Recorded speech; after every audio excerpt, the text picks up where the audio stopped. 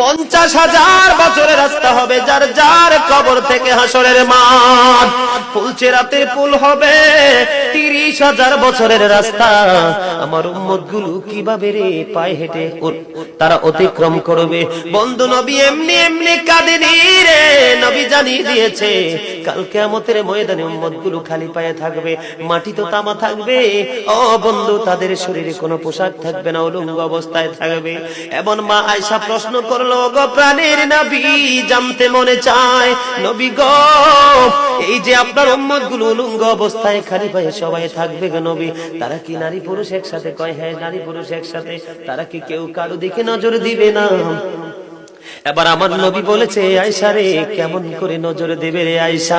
বন্যার পানি যেমনি প্রবল বেগে বৃদ্ধি পেয়ে পৃথিবীর মানুষগুলোকে গ্রাস করে ফেলে, কাল কিয়ামতের দিন এই জাহান্নামের আগুন মানুষের দিকে বন্যার মতো প্রবল বেগে ছুটে এসে মানুষকে ঘিরে ফেলবে।